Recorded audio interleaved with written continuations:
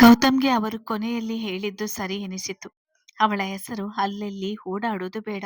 ಇನ್ನು ಮುಂದೆ ನಾನು ಕೂಡ ಎಚ್ಚರಿಕೆಯಿಂದ ಇರೋಣ ಎಂದುಕೊಂಡು ಎದ್ದು ನಿಂತವನು. ಖಂಡಿತ ಲಗ್ನ ಪತ್ರಿಕೆ ನಿಮ್ಗೆ ತಲುಪಿಸ್ತೇನೆ. ಮದುವೆಗೆ ಬನ್ನಿ. ಇನ್ನೊಮ್ಮೆ ನಿಮ್ಮ ಹೆಂಡತಿಯ ನೆರಳು ನನ್ನ ಹುಡುಗಿ ಮೇಲೆ ಬಿದ್ರೆ ಜೀವ ಸಹಿತ ಉಳಿಸುವುದಿಲ್ಲ. ಅವರಿಗೆ ತಿಳಿಸಿಬಿಡಿ. ಎಚ್ಚೆತ್ತುಕೊಂಡರೆ ಒಳ್ಳೆಯದು ಹೇಳಿ ಅಲ್ಲಿಂದ ಬಿರುಸಾಗಿ ನಡೆದಿದ್ದ. ಇವನು ಕೂಡ ಒಂದು ಹೆಣ್ಣನ್ನು ನಂಬಲು ಅಸಾಧ್ಯ. ಯೋಚಿಸುತ್ತಾ ನಿಂತರು. ಮೊದಲಿನಿಂದ ಅವನನ್ನು ಬಲ್ಲವರು. ರಾಜು ಅವರು ಮನೆಯ ಕಡೆಗೆ ಸಾಗುತ್ತಲೇ ಬಂದ ಫೋನ್ ಕಾಲ್ ರಿಸೀವ್ ಮಾಡಿದ್ದರು. ಹತ್ತ ಕಡೆಯಿಂದ ಚಂದನ ತಂದೆ. ಏನಾಯ್ತು? ಯಾವ ಕಾರಣಕ್ಕೆ ಆದ್ರಿಯ ಮೇಲೆ ಕೊಲೆ ಪ್ರಯತ್ನ ನಡೆದಿತ್ತು ಎಂದು ಏನಾದ್ರೂ ಹೇಳಿದ್ನವನು ಕೇಳಿದ್ದರು. ರಾಜು ಅವರು ಚಡಪಡಿಸುತ್ತಾ, ನನ್ನ ಕಡೆಯಿಂದ ದೊಡ್ಡ ತಪ್ಪಾಗಿ ಹೋಯಿತು. ಆ ಹುಡುಗನಿಗೂ ಇದಕ್ಕೂ ಯಾವುದೇ ಸಂಬಂಧ ಇಲ್ಲ. ಏನೋ ಬಿಸ್ನೆಸ್ ಕುತಂತ್ರ ಎನಿಸ್ತದೆ. ಸಿಕ್ಕಿ ಹಾಕಿಕೊಂಡಾಗ ಇವನ ಹೆಸರು ಹೇಳಲು ಹೇಳಿದ್ದಾರೆ. ಕಾರಣ ಏನೆಂದು ಇನ್ನೂ ತಿಳಿದಿಲ್ಲ ಎಂದಿದ್ದರು. ತಾವು ಹೀಗೆ ಒಪ್ಪಂದ ಮಾಡಿಕೊಂಡು ಬಂದದ್ದು ತಿಳಿದರೆ ತನ್ನ ಬಗ್ಗೆ ಎಷ್ಟು ಕೀಳಾಗಿ ನೋಡುತ್ತಾರೆ ಎನ್ನುವ ಕಾರಣಕ್ಕಾಗಿ. ಕೃಷ್ಣ ಪ್ರಸಾದ್ ಅವರು ದುಡ್ಡಿರುವ ಜನ. ಹಣ ಸುರಿದು ಸಾಕ್ಷಿಗಳನ್ನು ಬದಲಾಯಿಸಿದರು ಕಷ್ಟ. ಯಾವುದಕ್ಕೂ ನಂಬೇಡ. ಬೆಂಕಿ ಇಲ್ಲದೆ ಹೊಗೆ ಹಾಡುವುದಿಲ್ಲ. ಆ ವಿಷಯ ಬಿಡು. ಮದ್ವೆಗೆ 3 ದಿನ ಮೊದಲೇ ಬರುತ್ತೇವೆ. ಇನ್ನು ಬೇಗ ಬರುವ ಮನಸ್ಸಿದೆ. ರಜೆಗಳು ಸಿಗ್ಬೇಕಲ್ವಾ ಎಂದಿದ್ದರು. ಇನ್ನು ರಾಜು ಅವರ ಮನದಲ್ಲಿ ಅನುಮಾನಗಳು ಕೊರೆಯುತ್ತಿದ್ದ ಕಾರಣ ನಂತರ ಕರೆ ಮಾಡುವುದಾಗಿ ಹೇಳಿದ್ದರು. ನಾಯರ್ ಹೆಂಡತಿ ನಿಜವಾಗಿಯೂ ಯಾರೋ ಎಂದುಕೊಂಡು ತನ್ನ ಮಗಳ ಬಾಯಿಗೆ ತಪ್ಪಾಗಿ ಮಾಡಿದ್ದಾರ? ಇಷ್ಟು ದೊಡ್ಡ ಮಿಸ್ಟೇಕ್ ಹೇಗೆ ಸಾಧ್ಯ? ಯೋಚನೆಗೆ ಒಳಗಾಗಿದ್ದರು. ಗೌತಮ್ ಮನೆಗೆ ಬರುತ್ತಲೇ ಎಲ್ಲರೂ ಎದುರಾಗಿದ್ದರು. ರಮೇಶ್ ಹೇಳಿದ ಮಾತು ನೆನಪಾದಾಗ ಮನೆಯ ಒಳಗೆಲ್ಲ ನೋಡಿದ. ಎಲ್ಲಿ ನಾಲಾಯಕ್ ಕಾಣ್ತಾ ಇಲ್ವಲ್ಲ ಎಂದುಕೊಂಡು ಬಳಿ ಬಂದ ಮಹೇಂದ್ರ ಅವರು, ಇಂದ್ರಾಣಿ ಅವರೆಲ್ಲ, ಇದೇನಿದು, ಇದೇನಾಗಿ ಹೋಯಿತು? ಯಾರೋ ಮಾಡಿದ ತಪ್ಪಿಗೆ ನಿನ್ನ ಹೆಸರು ಹೇಳಿದ್ದಾರೆ ಎಂದಿದ್ದರು. ಗೌತಮ್ ನಡೆದದ್ದನ್ನು ಪೂರ್ತಿಯಾಗಿ ತಿಳಿಸದಿದ್ದರು. ಮೇಲ್ಮುಖಕ್ಕೆ ಅವರಿಗೆ ಬೇಕಾಗುವಷ್ಟು ಸತ್ಯ ತಿಳಿಸಿ, ಎಲ್ಲ ಕ್ಲಿಯರ್ ಆಗಿದೆ, ಯಾರು ಟೆನ್ಷನ್ ಮಾಡಿಕೊಳ್ಳುವ ಅವಶ್ಯಕತೆ ಇಲ್ಲ ಎಂದವನು ದುಃಖ ತಡೆ ಹಿಡಿದು ಗಂಟಲುಬ್ಬಿ ನಿಂತಿದ್ದ ಇಂದ್ರಾಣಿಯವರ ನೋಡಿ ತನಗಾಗಿ ಮಿಡಿಯುವ ಜೀವ ಎನಿಸಿತು. ಊಟ ಆಯ್ತಾ? ಮಾತ್ರೆ ತಕೊಂಡ್ರ ಕೇಳಿದ. ನನ್ನನ್ನ ಕೇಳಿದ ಎನ್ನುವಂತೆ ಮಗನ ಕಡೆ ತಲೆ ಎತ್ತಿ ನೋಡಿದರು. 2 ಹೆಜ್ಜೆ ಬಲಿಗೆ ಬಂದವರು. ಗೌತಮ್ ಎನ್ನುತ್ತಲೇ ತಲೆ ಸುತ್ತಿದ್ದಂತೆ ಎನಿಸಿ ಅವನ ಭುಜಕ್ಕೆ ಹೊರಗಿದರು. ಹರೆಪ್ರಜ್ಞೆಯಲ್ಲಿದ್ದವರನ್ನು ಅವರ ರೂಮಿಗೆ ಕರೆತಂದಿದ್ದ. ಪಾವನಿಗೆ ಅವರ ಮೆಡಿಸಿನ್ ತಿಳಿದಿದ್ದ ಕಾರಣ ಮೊದಲಿಗೆ ನೀರು ಕುಡಿಸಿ ಮಾತ್ರೆ ಕೊಟ್ಟವಳು. ಏನೂ ಆಗಿಲ್ಲ, ಎಲ್ಲ ಸರಿ ಹೋಗಿದೆ. ಇನ್ಯಾಕೆ ಟೆನ್ಷನ್ ಮಾಡಿಕೊಳ್ತೀರಾ? ಸ್ವಲ್ಪ ಸಮಯ ರೆಸ್ಟ್ ಮಾಡಿ ಎಂದಿದ್ದಳು. ಗೌತಮ್ ಆಸ್ಪತ್ರೆಗೆ ಕರೆದುಕೊಂಡು ಹೋಗುವ ಧಾವಂತ ತೋರಿದಾಗ ಮಹೇಂದ್ರ ಅವರು, ಹೀಗಾಗ್ಬಾರ್ದಿತ್ತು. ಸುದ್ದಿ ಸುಳ್ಳು ನಿಜ, ಆದ್ರೆ ಎಲ್ಲರೂ ಸುಳ್ಳು ಎಂದು ನಂಬುವರೆ. ಹಾಗದವರ ಮನದಲ್ಲಿ ಅನುಮಾನ ಉಳಿದೇ ಇರುತ್ತದೆ ಎಂದಿದ್ದರು. ಗೌತಮ್, ಯಾರದೋ ಮಾತಿಗೆ ತಲೆ ಕೆಡಿಸಿಕೊಳ್ಳುವ ಅವಶ್ಯಕತೆ ಇಲ್ಲ. ನಮಗೆ ನಾವು ಸರಿಯಾಗಿ ಇದ್ದೇವೆ ಎನ್ನುವ ನಂಬಿಕೆ ಇದ್ರೆ ಸಾಕು. ನಿಮ್ಮದು ಊಟ ಆಯ್ತಾ? ಹೋಗಿ ರೆಸ್ಟ್ ಮಾಡಿ. ಆಯಾಸಗೊಂಡವರಂತೆ ಕಾಣುತ್ತಿದ್ದೀರಾ? ಅವರನ್ನು ಸಮಾಧಾನಿಸಿ ಕಳಿಸಿದ್ದ. ಇಂದ್ರಾಣಿ ಅವರ ರೂಮಿನಿಂದ ಹೊರಗೆ ಬರುತ್ತಲೇ, ಎಲ್ಲಿ ಅವಳು ಕೇಳಿದ್ದ. ಭಾವನೆ. ಚಂದನ ನನ್ನ ರೂಮಿನಲ್ಲಿ ಮಲಗಿದ್ದಾಳೆ. ಒಂದೇ ಸಮ ಅಳುತ್ತಿದ್ದವಳು. ನಾನೇ ಸ್ವಲ್ಪ ಸಮಯ ಮಲಗಲು ಹೇಳಿದ್ದು. ಅವಳನ್ನು ಹಾಗೆ ನೋಡಲು ಆಗುತ್ತಿರಲಿಲ್ಲ ಎಂದಿದ್ದಳು. ಗೌತಮ್ ಒಂದೇ ಉಸಿರಿಗೆ ಪಾವನಿ ರೂಮಿಗೆ ಬಂದು ನೋಡಿದ. ಮಗುವಿನ ಪಕ್ಕ ತಾನು ಮುದುರಿ ಮಲಗಿದ್ದಳು. ಬಳಿಗೆ ಹೋದವನು ತಲೆ ನೆವರಿಸಿ ಅವಳು ಎಚ್ಚರವಾದ ಮೇಲೆ ಮಾತಾಡ್ತೀನಿ ಹೇಳಿ ಹೋಗಿದ್ದ. ರೂಮಿಗೆ ಬಂದವನ ಮನಸ್ಥಿತಿ ಪೂರ ಹದಗೆಟ್ಟಿತ್ತು. ಕಣ್ಮುಚ್ಚಿದರೂ ಬಿಟ್ಟರು ರಾಜು ಅವರು ತನ್ನ ಕೊರಳ ಪಟ್ಟಿ ಹಿಡಿದದ್ದು ನೆನಪಾಗಿತ್ತು. ಮೊದಲಿನಂತೆ ಆತ್ಮೀಯತೆ ಸಾಧ್ಯವಿಲ್ಲ ಎನಿಸಿತು. ಅದರ ಹಿಂದೆ ಅವಳಿಗಾಗಿ ಕೆಲವು ದಿನ ಸಹಿಸಿಕೊಳ್ಬೇಕು ನಿರ್ಧರಿಸಿದವನು ಚಂದನ ಧ್ವನಿ ಕೇಳಿ ಎದ್ದು ಹೊರಗೆ ಬಂದಿದ್ದ. ಮಗು ಕೆನ್ನೆ ಸವರುತ್ತಲೇ ಚಂದನ ಅವರು ಬಂದ್ರ ಅತ್ತಿಗೆ ಕೇಳುತ್ತಲೇ ಬಾಗಿಲ ಕಡೆ ನೋಡಿದಳು. ನಿಂತಿದ್ದ ಗೌತಮ್ ಬಾ ಇಲ್ಲಿ ಕರೆದಾಗ ಎದ್ದು ನಡೆದಿದ್ದಳು. ತನ್ನ ಕೋಣೆಗೆ ಕರೆದುಕೊಂಡು ಬಂದು ಏನು ಮಾತನಾಡದೆ ಸ್ವಲ್ಪ ಸಮಯ ನಿಂತವನು ಅವಳ ವಿಕ್ಕುವಿಕೆಯ ಸದ್ದಿಗೆ ತಿರುಗಿ ನೋಡಿ ಹತ್ತಿರ ಬಂದವನು, ನಿಂಗೆ ಹೇಗೆ ನಂಬಿಸ್ಬೇಕು ಅಂತ ಗೊತ್ತಾಗ್ತಾ ಇಲ್ಲ ಹೇಳಿದ್ದ. ಚಂದನ, ಏನನ್ನ ನಂಬಿಸ್ಬೇಕು ಈಗ ಕೇಳಿದ್ದಳು. ಅದೇ ನಿನ್ನ ಅಕ್ಕನಿಗೆ ಆಕ್ಸಿಡೆಂಟ್ ಮಾಡಿಸಿಲ್ಲ, ಅದಕ್ಕೂ ನನಗೂ ಯಾವ ಸಂಬಂಧ ಇಲ್ಲ ಅಂತ. ನೀವೇನು ಹೇಳೋದು ಬೇಕಾಗಿಲ್ಲ. ಅಂದ್ರೆ ನನ್ ಮೇಲೆ ಅನುಮಾನ ಇದೆಯಾ? ಅಳುತ್ತಲೆ, ನಾನು ಯಾವಾಗ ಹಾಗೆ ಹೇಳಿದೆ? ನನಗೆ ನಿಮ್ಮೇಲೆ ನಂಬಿಕೆ ಇದೆ. ಯಾರೇ ಬಂದು ಏನೇ ಹೇಳಿದ್ರು ನಾನು ನಂಬಲ್ಲ. ಇದೆಲ್ಲ ನೀವು ಮಾಡಿಸಲು ಸಾಧ್ಯವೇ ಇಲ್ಲ. ನಾನು ಅಂದು ಅಕ್ಕನಿಗೆ ನಿಮ್ಮನ್ನು ಬಿಟ್ಟುಕೊಡಲು ನೋಡಿದೆ ಅಷ್ಟೇ. ನಿಮ್ಮೇಲೆ ಅನುಮಾನ ಪಡ್ಲಿಲ್ಲ. ನಿಮ್ಮನೆ ಯಾವತ್ತೂ ಯಾವ ಕಾರಣಕ್ಕೂ ಅನುಮಾನ ಪಡೋದಿಲ್ಲ. ಆದ್ರೆ ಇದೆಲ್ಲ ಯಾಕಾಗುತ್ತಿದೆ? ನಂಗೆ ಇತ್ತೀಚೆಗೆ ಯಾಕೋ ಯಾವಾಗಲೂ ನಿಮ್ಮಿಂದ ದೂರ ಆಗಿ ಬಿಡುತ್ತೀನೇನೋ ಏನೋ ಭಯ ಕಾಡ್ತಿದೆ ಎಂದಿದ್ದಳು. ಗೌತಮ್ ಅವಳನ್ನು ಬಾಚಿ ತಬ್ಬಿಕೊಂಡವನು. ಹಾಗಾದ್ರೆ ನಿಂಗೆ ನನ್ ಮೇಲೆ ಅನುಮಾನ ಇಲ್ಲ ಅಲ್ವಾ? ಕೇಳಿದ. ನಮ್ಮಿಬ್ಬರ ಸಂಬಂಧ ನಿಂತಿರುವುದೇ ನಂಬಿಕೆ ಮೇಲೆ. ನಂಗೆ ನಂಬಿಕೆಯನ್ನು ಅರ್ಥ ಮಾಡಿಸುವ ಅವಶ್ಯಕತೆ ಇಲ್ಲ. ನಂಬಿಕೆ ಅಂದ್ರೆ ನೀವೇ. ನಿಮ್ ಬಗ್ಗೆ ನನ್ನ ಮನದಲ್ಲಿ ಯಾವುದೇ ಭಾವನೆಗಳು ಮೂಡಿದರೂ ಅದರ ಬುನಾದಿ ನಂಬಿಕೆ. ಹೇಳುತ್ತಿದ್ದವಳ ಕಣ್ಣಿನಿಂದ ಜಾರಿದ ಹನಿಗಳು ತೊಟ್ಟಿದ್ದ ಬಟ್ಟೆಯ ಜೊತೆಗೆ ಮನವನ್ನು ತಾಕಿದ್ದವು. ಅವಳ ಮಾತಿಗೆ ಮೊದಲ ಬಾರಿ ಭಾವ ಪರವಶತೆಗೆ ಒಳಗಾಗಿದ್ದ. ಅವಳ ಮಗವನ್ನು ಬೊಗಸೆಯಲ್ಲಿ ಹಿಡಿದು ಅವಳನ್ನೇ ತದೇಕ ಚಿತ್ತದಿಂದ ನೋಡಿದ. ತನ್ನ ಮೇಲಿನ ವಿಶ್ವಾಸ ನಂಬಿಕೆ ಅಗಾಧವಾಗಿದೆ ಎನಿಸಿತು. ಹಣೆಗೆ ಮುತ್ತಿಟ್ಟವನು ಏನೋ ನೆನಪಾದಾಗ, ಒಂದು ಮಾತು ಕೇಳ ಎಂದಿದ್ದ. ಕೇಳಿ, ನೀವಲ್ಲದೆ ಇನ್ಯಾರು ಕೇಳುತ್ತಾರೆ? ನಾನ್ ತಾಳಿ ಕಟ್ಟಿದ್ರೆ ನೀನು ಕೊರಳು ನೀಡಿ ತಾಳಿ ಕಟ್ಟಿಸಿಕೊಳ್ತೀಯಾ ಅಲ್ವಾ? ಈ ಹಕ್ಕು ಇರುವುದು ನಿಮ್ಗೆ ಮಾತ್ರ ತಾನೆ. ನೀವಲ್ಲದೆ ಬೇರೆ ಯಾರು ತಾಳಿ ಕಟ್ಟಲು ಸಾಧ್ಯ? ಅಷ್ಟ ಸಾಕು. ನೀನು ಇಲ್ಲಿ ಬಂದದ್ದು ನಿಮ್ಮ ಮನೆಯವರಿಗೆ ಗೊತ್ತಾ? ಅವ್ರಿಗೆ ಗೊತ್ತೋ ಗೊತ್ತಿಲ್ಲವೋ ನನಗೆ ತಿಳಿದಿಲ್ಲ. ವಿಷಯ ತಿಳಿಯುತ್ತಲೇ ಇಲ್ಲಿಗೆ ಓಡಿ ಬಂದು ಬಿಟ್ಟೆ. ಸರಿ, ಈಗ ನಾನು ನಿರಪರಾಧಿ ಎಂದು ನಿನ್ನ ದೊಡ್ಡಪ್ಪನಿಗೆ ತಿಳಿದಿದೆ. ಆದರೂ ನೀನು ಮುಂದಕ್ಕೆ ಹೇಳಲಾರದೆ ಎಲ್ಲ ಸರಿಪಡಿಸ್ತೇನೆ ನಿನಗಾಗಿ ಹೇಳಿದ್ದ. ಅವಳನ್ನಾಗಿ ನೋಡುತ್ತಲೇ ಮೊದಲ ಬಾರಿ ಒಂದು ರೀತಿಯ ವಿಚಿತ್ರ ನೋವಿಗೆ ಒಳಗಾಗಿದ್ದು ಅರಿವಾಗಿತ್ತು. ಯಾಕಾಗಿ ಎಂದು ಕೆದಕಿ ಪ್ರಶ್ನಿಸಿಕೊಳ್ಳಲು ಹೋಗಲಿಲ್ಲ. ಸ್ವಲ್ಪ ಸಮಯದ ನಂತರ ತಲೆ ಎತ್ತಿ ನೋಡಿದವಳು ಅವನ ಮುಖದಲ್ಲಿ ಹೊಸ ಭಾವನೆ ನೋಡಿ, ನಿಮ್ಗೆ ತುಂಬಾ ಕೋಪ ಬೇಜಾರು ಆಗಿದೆ ಅಲ್ವಾ? ಕೇಳಿದಳು. ಮೊದಲಿನ ಮನಸ್ಥಿತಿಗೆ ಬಂದವನು ಅದಕ್ಕೇನೀಗ? ಒಂದೆರಡು ಪ್ರಶ್ನೆ ಕಾಡಿದಾಗ ಅಸಮಾಧಾನದಿಂದ ಕೇಳಿದ್ದ. ನಾನು ಸಮಾಧಾನ ಮಾಡ್ಲಾ? ಹೋಗು, ಕನಿ ಕೇಳಿಕೊಂಡು ಬಾ. ಅವರು ಬಂದಾಗ ಭವಿಷ್ಯದ ಬಗ್ಗೆ ಕೇಳುತ್ತೇನೆ. ಈಗ ಅವರು ಸಿಗಲ್ಲಲ್ವಾ? ಹೇಳುತ್ತಾ ನಗುವಿನೊಂದಿಗೆ ನಿಂತಳು. ಸ್ವಲ್ಪ ಸಮಯ ಕಾದವನು, ಏನು ಅಮೃತ ಮುಹೂರ್ತ ನೋಡ್ತಾ ಇದ್ಯಾ? ರೇಗಿದಂತೆ ಕೇಳಿದ. ಹಾಗಲ್ಲ, ಕೊಟ್ಮೇಲೆ ಏನು ಅನ್ಸಲ್ಲ. ಕೊಡುವುದಕ್ಕೆ ಮೊದಲು ಹೇಗೆ ಕೊಡೋದು ಅನ್ಸುತ್ತೆ. ಇನ್ನು ಕಾಯುವ ತಾಳ್ಮೆ ಇಲ್ಲದವನು ಇನ್ನು ರೊಮ್ಯಾಂಟಿಕ್ ಆಗಿ ಕೊಡೋದು ಅಷ್ಟರಲ್ಲೇ ಇದೆ. ಕೆನ್ನೆಗೆ ಕೊಡು ಸಾಕು ಹೇಳಿ ನಿಂತಿದ್ದ. ಗೆಳತಿಯ ಮಾತು ನೆನಪಾಗಿತ್ತು. ತಾನು ಕೂಡ ರೊಮ್ಯಾಂಟಿಕ್ ಎಂದು ಪ್ರೂವ್ ಮಾಡಿಕೊಳ್ಬೇಕು. ಮೂಡಿದ ಅನಿಸಿಕೆ. ನೀವ್ಯಾಕೆ ಇಷ್ಟೊಂದು ಉದ್ದ ಇದ್ದೀರಾ?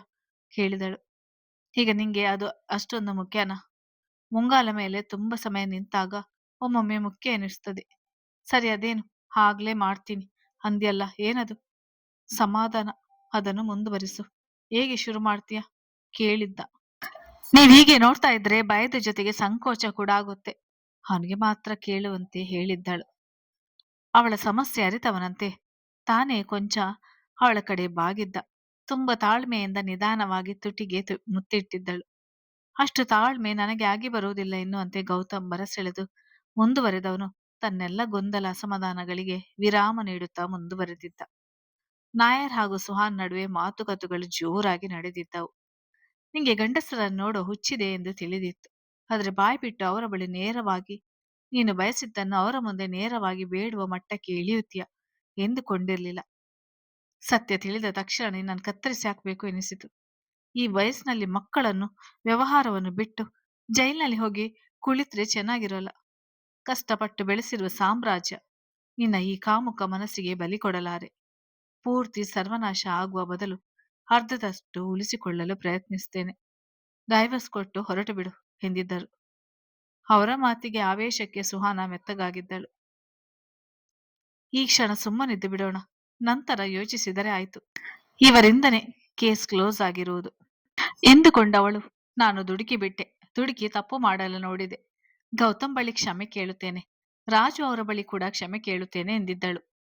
ಹೆಂಡತಿ ಎದುರು ವಾದಿಸದೆ ತಗ್ಗಿ ಬಗ್ಗೆ ನಡೆದಾಗ ಸ್ವಲ್ಪ ಮೆತ್ತಗಾದ ನಾಯರ್ ಅವರು, ಇದೇ ಕೊನೆ, ಇನ್ನೊಮ್ಮೆ ಇಂಥ ಕಂಪ್ಲೇಂಟ್ ಬರಬಾರ್ದು. ಹೆಂಡತಿ ಯಾವುದೇ ಸಮಸ್ಯೆಯಲ್ಲಿ ಸಿಕ್ಕಿಬಿದ್ದರು ಗಂಡನಾದ ತಪ್ಪಿಗೆ ನಿನ್ನನ್ನು ಅಲ್ಲಿಂದ ಬಿಡಿಸಿಕೊಳ್ಬಹುದು. ಆದ್ರೆ ನೀನೇ ಸಮಸ್ಯೆ ಆದ್ರೆ ನಿವಾರಿಸಿಕೊಳ್ಬೇಕಾಗ್ತದೆ. ಇದೇ ಕೊನೆ ಎಂದಿದ್ದರು. ಸುಹಾನಗೆ ಮೊದಲೇ ತಿಳಿದಿತ್ತು, ನಾನು ಮೊದಲಿನಂತೆ ಹೊರಗೆ ಆರಾಮವಾಗಿ ಓಡಾಡಿಕೊಂಡು ಇರಬೇಕಾದ್ರೆ ಇವರ ಮಾತುಗಳನ್ನು ಒಪ್ಪಲೇಬೇಕು ಎಂದುಕೊಂಡವಳು. ನನಗೆ ಮೊದಲು ಗಂಡ, ಮನೆ, ಮಕ್ಕಳು ಮುಖ್ಯ. ಏನೋ ಆಕರ್ಷಣೆಗೆ ಬಲಿಯಾಗಿ ಗೌತಮ್ ಜೊತೆಗೆ ಹಾಗೆ ಸ್ನೇಹ ಸಲುಗೆಯಿಂದ ಮಾತನಾಡಿದೆ ಅಷ್ಟೆ. ಅದಕ್ಕೆ ಮೀರಿ ಏನೂ ಇಲ್ಲ ಎಂದಿದ್ದರು. ಹೆಂಡತಿಯ ಕಣ್ಣೀರಿಗೆ ಸೋತ ನಾಯರ್ ಅವರು ತಾವೇ ಸಮಾಧಾನ ಮಾಡಿ ಸಮಾಜದಲ್ಲಿ ತಮಗಿರುವ ಅಂತಸ್ತು, ಗೌರವದ ಬಗ್ಗೆ ಒಂದಷ್ಟು ತಿಳಿವಳಿಕೆ ಹೇಳಿ ಸಮಾಧಾನಪಡಿಸಿದ್ದರು. ಕೊನೆಯಲ್ಲಿ ಎಚ್ಚರಿಸಲು ಮರೆಯಲಿಲ್ಲ. ಸುಹನ ಪೂರ್ತಿ ಹಿಂದೆ ಸರಿಯಲು ನಿರ್ಧರಿಸಲಿಲ್ಲ. ಸದ್ಯಕ್ಕೆ ಬೀಸುವ ದೊಣ್ಣೆಯಿಂದ ತಪ್ಪಿಸಿಕೊಂಡಿದ್ದರ ಬಗ್ಗೆ ಸಮಾಧಾನ ಇತ್ತು. ಗೌತಮ್, ಖಂಡಿತ ನಿನ್ನನ್ನು ಬಿಟ್ಟುಕೊಡಲು ಸಾಧ್ಯವಿಲ್ಲ. ನೀನು ನನ್ನ ಗಂಡನ ಬಳಿ ನಿಜ ಹೇಳ್ಬಾರ್ದಿತ್ತು. ಮನದಲ್ಲಿದ್ದ ಆಸೆ ಜೊತೆಗೆ ಕೋಪವು ಬೆರೆತಿತ್ತು. ಸದ್ಯಕ್ಕೆ ಗೌತಮ್ ಭೇಟಿ ಬೇಡ ಎಂದು ನಿರ್ಧರಿಸಿದಳು. ಮನದಲ್ಲಿ ನೋವಿದ್ದರೂ ಮದುವೆಯ ಕಾರ್ಯಕ್ರಮಗಳಲ್ಲಿ ಭಾಗಿಯಾಗಲೇಬೇಕಾಗಿತ್ತು. ಆದರೂ ದಂಪತಿಗಳ ಮನದಲ್ಲಿ ತಮ್ಮ ಮಗಳು ಪ್ರೆಗ್ನೆಂಟ್ ಆಗಿದ್ದಾಳೆ ಎಂದರೆ ಅದಕ್ಕೆ ಕಾರಣ ಯಾರಿರಬಹುದು? ಆ ಹುಡುಗ ಒಮ್ಮೆಯೂ ನೋಡಲು ಬರಲಿಲ್ವಲ್ಲ. ಹಾಗೆ ತಾವು ಕೊಟ್ಟ ಸ್ವಾತಂತ್ರ್ಯವನ್ನು ಮಗಳು ಈ ರೀತಿ ದುರುಪಯೋಗಪಡಿಸಿಕೊಂಡಿದ್ದರ ಬಗ್ಗೆ ಪ್ರತಿ ಕ್ಷಣ ತಲೆ ತಗ್ಗಿಸುವಂತಾಗುತ್ತಿತ್ತು. ಚಂದನಗೆ ಕ್ಲಾಸ್ಗಳು ಮುಗಿದು ಓದಿಕೊಳ್ಳಲು ರಜೆ ನೀಡಲಾಗಿತ್ತು. ಮಿತ್ರ ಮದುವೆಯ ದಿನ ಹತ್ತಿರವಾಗಿತ್ತು. ಅಂದು ಬೆಳಿಗ್ಗೆ ಮೆಹಂದಿ ಶಾಸ್ತ್ರ. ಹೆಚ್ಚು ಆಡಂಬರ ಬೇಡ ಎಂದು ರಾಜು ದಂಪತಿಗಳು ನಿರ್ಧರಿಸಿದರು. ಆದರೆ ಬೆಳಿಗ್ಗೆ ಬಂದಿದ್ದ ಮಿತ್ರ ಸ್ನೇಹಿತೆಯರು ಮೆಹಂದಿ ಫಂಕ್ಷನ್ ಅನ್ನು ಸಡಗರದಿಂದ ಸಂಭ್ರಮಿಸಿ ಗೆಳತಿಯ ಮುಖದಲ್ಲಿ ನಗು ಮೂಡಿಸಿದರು. ಮೆಹಂದಿ ಬಣ್ಣದ ಲಂಗ ದಾವಣಿಯಲ್ಲಿ ಚಂದನ ಎಂದಿಗಿಂತ ಮುದ್ದಾಗಿ ಕಾಣುತ್ತಿದ್ದಳು. ಪದೇ ಪದೇ ಮೆಹಂದಿ ಹಚ್ಚಿದ ತನ್ನ ಕೈಯನ್ನು ನೋಡಿಕೊಳ್ಳುತ್ತಿದ್ದವಳ ಮನದಲ್ಲಿ ಮೂಡುತ್ತಿದ್ದದು ಗೌತಮ್ ಹೋಗಿ ಒಮ್ಮೆ ತೋರಿಸ್ಬೇಕೆನ್ನುವ ಧಾವಂತ. ಅವಳನ್ನು ಗಮನಿಸುತ್ತಿದ್ದ ಮಿತ್ರ ಸ್ನೇಹಿತರಿಗೆ ವಿಸ್ಮಯ ಅನಿಸಿದಳು. ಸುಮ್ಮನೆ ಮುಖದಲ್ಲಿ ಯಾವಾಗಲೂ ನಗು ಇರಲು ಹೇಗೆ ಸಾಧ್ಯ? ಅದನ್ನು ಮಿತ್ರಗೆ ನೇರವಾಗಿ ತಿಳಿಸಿದರು. ನಿನ್ನ ಸಿಸ್ಟರ್ ಎಷ್ಟು ಕ್ಯೂಟ್ ಆಗಿದ್ದಾಳೆ. ಒಮ್ಮೆ ನೋಡಿದರೆ ಪದೇ ಪದೇ ನೋಡಬೇಕೆನಿಸುತ್ತದೆ. ಸೌಂದರ್ಯದ ಜೊತೆ ಈ ರೀತಿಯ ಮುಗ್ಧತೆ ಅಪರೂಪ. ಅದರಲ್ಲೂ ಮುಖದಲ್ಲಿ ಮಾಸದ ನಗು ಇದೆಯಲ್ಲ ಎಂದಿದ್ದರು. ಅವರಲ್ಲಿ ಒಬ್ಬಳು, ನನಗಂತೂ ಈ ಕೆಂಪನೆಯ ಕೆನ್ನಿಯನ್ನು ಮುದ್ದಿಸಬೇಕು ಎನಿಸುತ್ತದೆ. ತುಂಬಾ ಮುದ್ದಾಗಿದ್ದಾಳೆ. ಎಲ್ಲಕ್ಕಿಂತ ಹೆಚ್ಚಾಗಿ ಅವಳ ಮೃದು ಮಾತು ತುಂಬಾ ಇಷ್ಟವಾಗಿ ಬಿಡುತ್ತು. ಯಾವಾಗ್ಲೂ ಹೀಗೇನಾ? ನಾನು ಹುಡುಗ ಆಗಿದ್ರೆ ಖಂಡಿತ ಕಿಡ್ನಾಪ್ ಮಾಡಿ ಬಿಡುತ್ತಿದ್ದೆ ಎಂದಿದ್ದಳು ನಗುವಿನೊಂದಿಗೆ. ಮಿತ್ರ ಅವಳ ಸ್ವಭಾವದ ಬಗ್ಗೆ ಕಿರು ಪರಿಚಯ ಮಾಡಿಕೊಟ್ಟವಳು. ಅವಳು ಯಾರಿಗೂ ಕೆಟ್ಟದ್ದು ಬಯಸುವುದಿಲ್ಲ. ಯಾರ ವಿಷಯಕ್ಕೂ ಹೋಗುವುದಿಲ್ಲ. ಮನೆ, ಕಾಲೇಜ್, ಮನೆಯವರಿಷ್ಟೇ ಅವಳ ಪ್ರಪಂಚ. ಈ ಕಾಲಕ್ಕೆ ಹೇಳ್ಬೇಕಂದ್ರೆ ಅವಳು ಸುಖಿ. ಎಲ್ಲಾ ವಿಷಯದಲ್ಲೂ ಅವಳದೇ ತಟಸ್ಥ ಮನೋಭಾವ ಎಂದಿದ್ದಳು. ಚಂದನ 3ರ ಸಮಯದಲ್ಲಿ ಕೈ ತೊಳೆದವಳು. ಬೋಟಿಗೆ ಹೋಗಿ ಬರಬೇಕು. ಇಂದು ಬರಲು ಹೇಳಿದ್ದಾರೆ. ಹಾಗೆ ಅದೇ ದಾರಿಯಲ್ಲಿ ಅವರ ಆಫೀಸ್. ಮೆಹಂದಿ ತೋರಿಸಿ ಬಂದ್ರೆ ಹೇಗೆ? ಅಂದು ಮೆಹಂದಿ ಹಾಕಿಸಿಕೊಂಡ ನಂತರ 4-5 ದಿನ ಕಳೆದರೂ ಅವರು ಕೈಯನ್ನೇ ನೋಡುತ್ತಿದ್ದರು. ಈ ಬಾರಿ ಅವರ ಪೂರ್ಣ ಹೆಸರು ಕೈ ಮೇಲೆ ಬರೆದುಕೊಂಡಿದ್ದೇನೆ. ಯಾಕೋ ಮನಸ್ಸು ಕೇಳುತ್ತಲೇ ಇಲ್ಲ. ಒಮ್ಮೆ ಆಗಿ ಹೋಗಿ ತೋರಿಸಿಕೊಂಡು ಬಂದು ಬಿಡೋಣ ಎಂದು ನಿರ್ಧರಿಸಿದಳು. ಪದ್ಮಾ ಅವರು ಅವಳ ಬೋಟಿಕಿಗೆ ಹೋಗೋ ವಿಷಯ ತಿಳಿಯುತ್ತಲೇ ಸ್ಲಿಪ್ ಜೊತೆಗೆ ಹಣ ನೀಡಿ ಬೇಗ ಬಟ್ಟೆಗಳನ್ನು ತಂದು ಬಿಡು, ಅವರು ಫೋನ್ ಮಾಡಿದ್ರು ಎಂದವರು. ಹೋಗುವುದು ಗೊತ್ತಲ್ಲ ಕೇಳಿದರು. 2 ಬಾರಿಯೂ ಅವರೇ ಕರೆದುಕೊಂಡು ಹೋಗಿದ್ದರು. 2 ಬಾರಿ ಓಡಾಡಿದ್ದೇನಲ್ಲ, ಗೊತ್ತಾಗುತ್ತೆ. ಹೋಗಿ ಬರ್ತೀನಿ ದೊಡ್ಡಮ್ಮ ಎಂದಿದ್ದಳು. ಅವಳನ್ನೇ ದೃಷ್ಟಿಸಿ ಒಂದು ಕ್ಷಣ ನೋಡಿದವರು ನನ್ನ ಮಗಳೇ ನೀನು ಹೇಳಿ ಹಣೆಗೆ ಮುತ್ತು ಕೊಟ್ಟು ನಡೆದಿದ್ದರು. ತನ್ನ ತಂಗಿಯ ಮಗಳು ಎಂದುಕೊಂಡಾಗ ಅವರಿಗೆ ಬೇಸರವಾಗುತ್ತಿತ್ತು.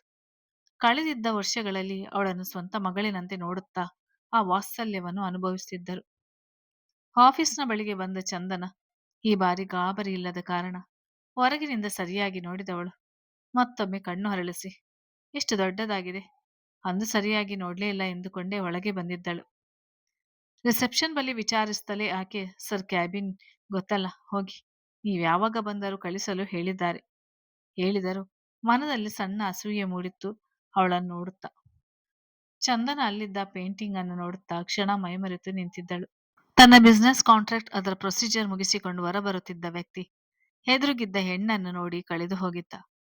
ಈ ಕಾಲದಲ್ಲಿ ಇಂಥ ಹುಡುಗಿ, ಅದೇನೋ ಹೇಳ್ತಾರಲ್ಲ, ದೇವಲೋಕದಿಂದ ಇಳಿದು ಬಂದವಳು ಎಂದು ಇಂಥವಳನ್ನು ನೋಡಿಯೇ ಇರಬೇಕು. ಹಳ್ಳಿ ಹುಡುಗಿಯಾದ್ರು ಎಂದುಕೊಂಡವನ ನೋಟ ಅವಳ ಕೈಗಳತ್ತ ಹೋಗಿತ್ತು. ಮದ್ರಿಂಗಿಯ ಕೆಂಪು ಜೋರಾಗಿ ಇತ್ತು. ಬಳಿಗೆ ಬಂದವನು ಹಿಂದೂ ಮುಂದೆ ಯೋಚಿಸದೆ, ವಾವ್ ಬ್ಯೂಟಿಫುಲ್ ಹೇಳುತ್ತಾ ಅವಳ ಕೈ ಹಿಡಿಯಲು ಮುಂದಾಗಿದ್ದ.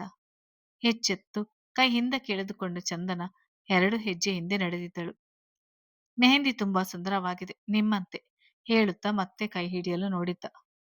ರಿಸೆಪ್ಷನ್ ತನ್ನ ಕರ್ತವ್ಯ ಎಂದು, ಸರ್, ಅಂದು ಬಂದಿದ್ದ ಹುಡುಗಿ ನಿಮ್ಮನ್ನು ನೋಡಲು ಬಂದಿದ್ದಾಳೆ ಎಂದು ತಿಳಿಸುತ್ತಲೇ ಗೌತಮ್ ಕಳಿಸಿ ಎಂದವನು ಮನಸ್ಸು ತಡೆಯದೆ ತನ್ನ ಕ್ಯಾಬಿನಿಂದ ಹೊರಗೆ ಬಂದಿದ್ದವನು ಬಿಸ್ನೆಸ್ ವಿಷಯವಾಗಿ ಮಾತನಾಡಲು ಬಂದಿದ್ದ ವ್ಯಕ್ತಿ ಚಂದನಲ್ಲ ತೀರ ಸನಿಹಕ್ಕೆ ಹೋಗಿದ್ದು ಅಲ್ಲದೆ ಅವಳ ನುಂಗುವಂತೆ ನೋಡುತ್ತಾ ಕೈ ಪದೇ ಪದೇ ಹಿಡಿಯಲು ಹೋಗಿದ್ದು ನೋಡಿ ಕುದ್ದು ಹೋಗಿದ್ದ.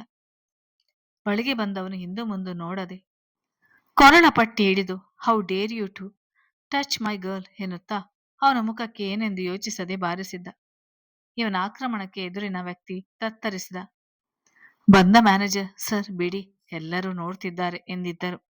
ಅವನ ಕೊರಳ ಪಟ್ಟಿ ಬಿಟ್ಟ ಅವನು ಗಾಬರಿಯಿಂದ ನೋಡುತ್ತಾ ನಿಂತ ಮ್ಯಾನೇಜರ್ಗೆ ಅವನ ಜೊತೆ ಒಪ್ಪಂದ ಆಗಿರುವ ಕಾಂಟ್ರಾಕ್ಟ್ ಕ್ಯಾನ್ಸಲ್ ಮಾಡಿ ಅವನು ಇನ್ನೊಮ್ಮೆ ನಮ್ಮ ಕಂಪನಿಯೊಳಗೆ ಕಾಲಿಡಬಾರ್ದು ಎಂದವನು ಬೆದರಿದ್ದ ಗೊಂಬೆಯಂತೆ ಎದರಿ ನಿಂತಿದ್ದವಳ ಕೈ ಹಿಡಿದು ತನ್ನ ಕ್ಯಾಬಿನ್ ಕಡೆ ನಡೆದಿದ್ದ. ಏಟು ತಿಂದವ, ನಾನೇನು ಮಾಡಿದೆ? ಕೈ ಹಿಡಿಯಲು ನೋಡಿದೆ ಅಷ್ಟೇ, ಅದು ಕಾಮನ್. ಮೆಹಂದಿ ಚೆನ್ನಾಗಿತ್ತು, ಕಾಂಪ್ಲಿಮೆಂಟ್ ನೀಡಲು ನೋಡಿದ್ದೆ ಅಷ್ಟಕ್ಕೆ ಎನ್ನುತ್ತಾ ಜಿನುಗುತ್ತಿದ್ದ ರಕ್ತ ತೊಡೆದುಕೊಂಡಿದ್ದ. ಎಲ್ಲವನ್ನು ನೋಡುತ್ತಾ ನಿಂತಿದ್ದ ರಿಸೆಪ್ಷನಿಸ್ಟ್ ನಮ್ಮ ಬಾಸ್ ಓಡಾಡುವ ಜ್ವಾಲಾಮುಖಿ, ಹೋಗಿ ಹೋಗಿ ಆ ಜ್ವಾಲಾಮುಖಿಯ ಹುಡುಗಿಯ ಕೈ ಹಿಡಿಯಬೇಕಾಗಿತ್ತೇ ಇವನು. ಅವನ ತುಟಿಯ ಬಳಿ ಹನೆಯ ಬಳಿ ಒಸರುತ್ತಿದ್ದ ರಕ್ತ ನೋಡಿ ಹೇಳಿದವಳು ತನ್ನ ಕೆಲಸಗಳ ಕಡೆ ಗಮನ ಕೊಟ್ಟಿದ್ದಳು. ಚಂದನ, ನಾನು ಬಂದು ತಪ್ಪು ಮಾಡಿಬಿಟ್ಟೆನಾ? ಇದಕ್ಕೆಲ್ಲ ನಾನೇ ಕಾರಣ ಆಗಿಬಿಟ್ಟೆ. ನನ್ನಿಂದ ಕಾಂಟ್ರಾಕ್ಟ್ ಕ್ಯಾನ್ಸಲ್ ಆಯ್ತು. ಇವರು ಬೇರೆ ಇನ್ನೂ ಕೋಪದಲ್ಲೇ ಇದ್ದಾರೆ. ಅವನಿಗೆ ಅಷ್ಟು ಹೊಡೆದಿದ್ದಾರೆ. ಈಗ ನನಗೆ ಏನು ಹೇಳುತ್ತಾರೋ ಎನಿಸುತ್ತಲೇ ಹಣೆಯಲ್ಲಿ ಬೆವರು ಮೂಡಿದಾಗ ಅದನ್ನು ತೊಡೆಯದೆ ಹಾಗೇ ನಿಂತಳು. ಗೌತಮ್, ಹೇಳಿ ಬರಬೇಕಾಗಿತ್ತು ತಾನೆ ಎಂದುಕೊಂಡೆ ಕೋಪದಿಂದ ನೋಡಿದವನು ಅವಳ ಅಲಂಕಾರ ಕೈಗೆ ಹಚ್ಚಿದ ಗೋರಂಟಿ ನೋಡುತ್ತಲೇ ಅವಳು ಬಂದಿರುವ ಕಾರಣ ತಿಳಿದಾಗ ಸ್ವಲ್ಪ ಮೆತ್ತಗಾಗಿದ್ದ. ತನ್ನನ್ನು ನೋಡುತ್ತಲೇ ಹೆದರಿ ನಿಂತಿದ್ದವಳ ರೀತಿಗೆ ಒಂದು ರೀತಿ ಕುದಿಯುತ್ತಿದ್ದ ಮನಸ್ಥಿತಿ ತನ್ನಗಾಗಿತ್ತು. ಬಳಿಗೆ ಬಂದವನು ಗೊತ್ತಿದ್ದರೂ ಕೇಳಿದ, ಯಾಕೆ ಬಂದದ್ದು ಎಂದು. ಏನು ಮಾತನಾಡದೆ ಹೆದರಿಕೆಯಲ್ಲಿ ಅವನ ಮುಂದೆ ಎರಡು ಕೈ ಹಿಡಿದಿದ್ದಳು.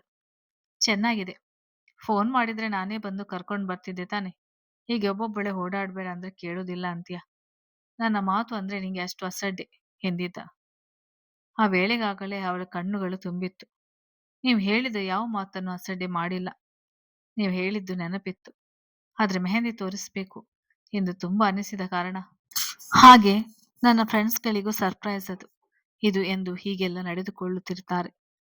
ಹೇಳದೆ ಬಂದ್ರೆ ನಿಮ್ಗೆ ಸಂತೋಷ ಆಗ್ಬೋದು ಎಂದುಕೊಂಡೆ. ಆದ್ರೆ ಆತ ಇದ್ದಕ್ಕಿದ್ದಾಗೆ ಕೈ ಮುಟ್ಟಲು ನೋಡಿದರು ಎಂದಿದ್ದಳು. ಗೌತಮ್, ಅದಕ್ಕೆ ಅವನಿಗೆ ಇನ್ನೊಮ್ಮೆ ಬೇರೆ ಹೆಣ್ಣು ಮಕ್ಕಳನ್ನು ಮುಟ್ಟುವ ಮೊದಲು ಯೋಚಿಸಬೇಕು. ಹಾಗೆ ಕೊಟ್ಟಿದ್ದೀನಿ. ಇನ್ನು ನೀನು ಹೀಗೆಲ್ಲ ಅಲಂಕಾರ ಮಾಡಿಕೊಂಡು ಹೊರಗೆ ಓಡಾಡಬೇಡ. ನಿನ್ನ ಅಲಂಕಾರ ಏನಿದ್ದರೂ ನನ್ನ ಎದುರು ಮಾತ್ರ, ನನ್ನ ಕಣ್ಣಿಗೆ ಮಾತ್ರ ಹೀಗೆ ಕಾಣು. ಬೇರೆಯವರ ಕಣ್ಣಿಗೆಲ್ಲ ಯಾಕೆ ಹೀಗೆ ಕಾಣುತ್ತೀಯ?